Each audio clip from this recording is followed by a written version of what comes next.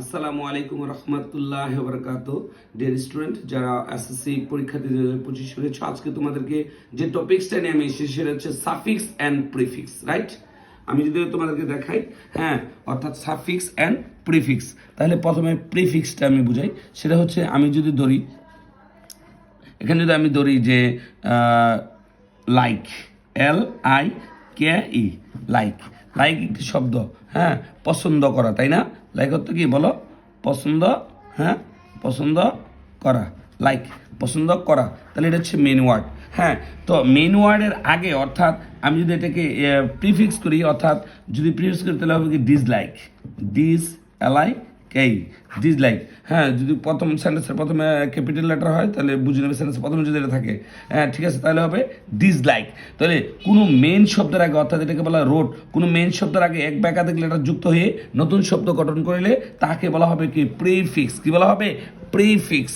হ্যাঁ, তারপরে আমি যদি বলি kind, kind, KIND, kind. Kind মানে কি? কাইন্ড মানে কি? দয়ালু। কাইন্ড মানে কি? দয়ালু। কাইন্ড মানে কি? দয়ালু, অর্থাৎ মেন ওয়ার্ড। তো মেন ওয়ার্ডের আগে আমি যদি লিখি, হ্যাঁ, কাইন্ড মানে কি? দয়ালু। এখন যদি আমি বলি kindness, KIND, kind, NESS, kindness অর্থ কি? দয়া, দয়া।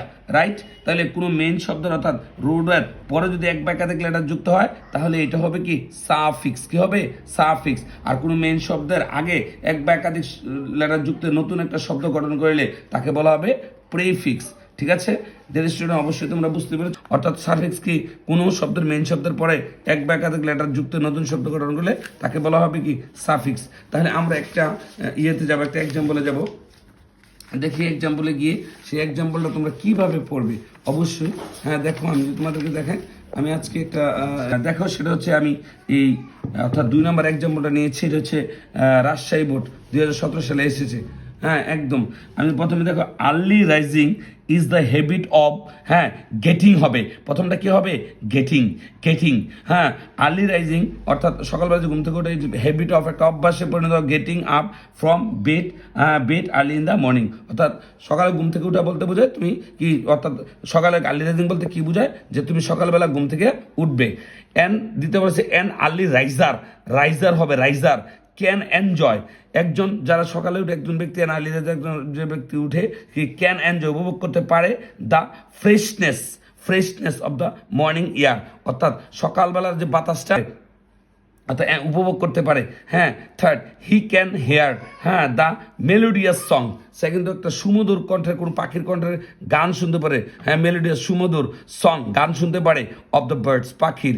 এগেইন পুনরায়, হি ক্যান স্টার্ট, শুরু করতে পারে হিজ ডেজ, তার দিনগুলা, হ্যাঁ, কি ওয়ার্কস, কি আর্লিয়ার, আর্লিয়ার দেন আদার, হ্যাঁ, অন্যজনের তুলনায় সে কি করতে পারে? তার কাজটা কি আরও দ্রুত শুরু করতে পারে।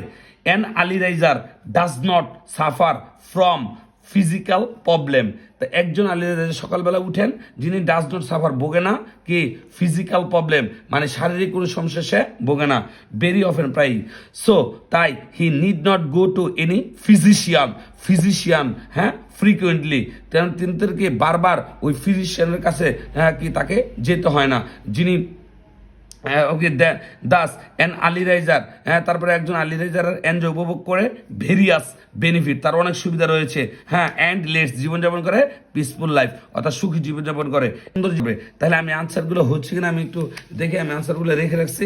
তাহলে দেখুন, এই যে আমি যদি বলি তাহলে আমার এটার সাথে হয়েছে কিনা দেখুন, এই যে, হ্যাঁ, তাহলে প্রথমটা আমি কিনেছিলাম গেটিং, দ্বিতীয়টা কিনেছিলাম রাইজার, তৃতীয়টা কিনেছিলাম ফ্রেশনেস, চতুর্থটা কিনেছিলাম মেলোডিয়াস, পঞ্চমটা কিনেছিলাম আর্লিয়ার, ষষ্ঠটা কিনেছিলাম ফিজিক্যাল, যেটা কিনেছিলাম ফিজিশিয়ান, এইটা কিনেছিলাম ফ্রিকুয়েন্টলি, আর আয়েরটা কিনেছিলাম ভেরিয়াস, আর লাস্টের যেটা কিনেছিলাম কি?